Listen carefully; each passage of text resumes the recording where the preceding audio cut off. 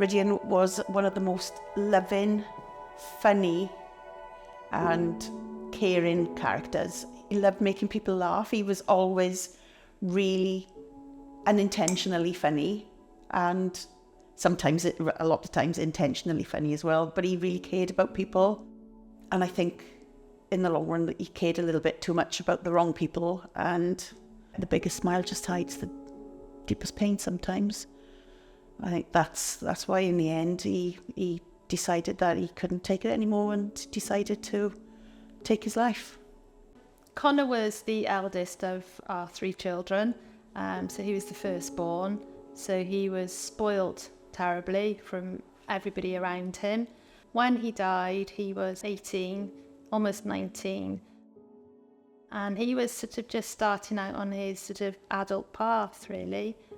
He loved clothes, had a passion for clothes, trainers in particular, music, food. You know, he was just a normal teenager. Ian was my firstborn. He made me into the man I am today. He was just life and soul of everything. He came into the room, he'd light the room up. He was an amazing little boy growing up. You know, got him into rugby. That then leaded in going to District League rugby, which he followed his dreams, and he played at the Principality Stadium in Cardiff. So rugby was a big, massive part of Ian's life. It was just constant rugby, boots, matches, early hours, you know, travelling. It was everything for Ian. And that's all he wanted to do, was just play rugby. Rudyard and I would always watch the Muppet Christmas Carol. December the 1st, he and I would always sit down and we'd start to watch Christmas films, because you weren't allowed to watch them until December the 1st. And the only film in black and white that he would ever watch was It's a Wonderful Life. And I just think that rings so true for him. And I wish that he could have gone forward and seen what everybody would be like without him. And I still can't watch either of those films now. I can watch other Christmas films, but I can't watch those because they were our special films. We used to sit on the settee, blanket, cup of tea, custard cream biscuits, because they were his favourite. And we'd watch those films, and they were really special times for us. I will be honest, my first Christmas was horrific. I hated it. I didn't want to do my first Christmas without Ian. I was in a mess and I just couldn't do it. So that Christmas, we just locked ourselves away and I just spent time with Alfie and Olivia. The last 3 Christmases, I've actually gone away because I couldn't cope with the Christmas at Leeds. But this year, we are back at home and we are going to brace it, and whatever comes our way, we are going to deal with it as a family. But all my advice is to parents is just do what's right for you. If you want to cry when you first wake up, you cry. If you want to cry when you're opening presents, you cry.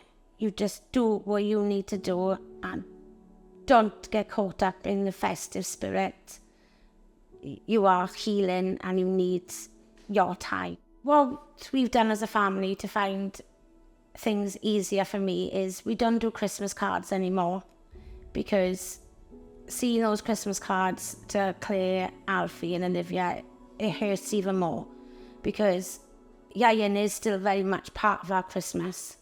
The emotions around Christmas, they're unique and they're individual to every person. For me personally, I know now, because we're 9 years down the line, which seems crazy, the feelings are still as raw today as they were 9 years ago, but it's almost that you're used to those feelings. And I know that the build-up to Christmas is far, far worse than the actual day of it.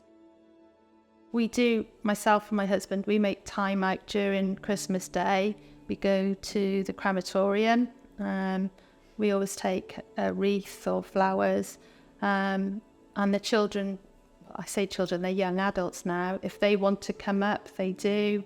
But that's okay if they don't as well. For those of you who are facing Christmas and being grieved, you've just got to put one foot in front of the other at a time. Take it one breath at a time. Stop and be kind to yourself. You put on your own oxygen mask before you can help anyone else. But you've just got to try and do it for everyone else. We always include him in everything. Rydian is always there, whatever we do, whatever family get together. But at Christmas, we always include him. But it just makes me really sad when all the presents are being passed around and there's none for him. That's the bit that hurts the most. Not the fact that I can't hold him or touch his hair or kiss him or see him grow up to be a man. But you have to carry on. Because there'll always be a Christmas and you'll always have your children. They'll always be in there.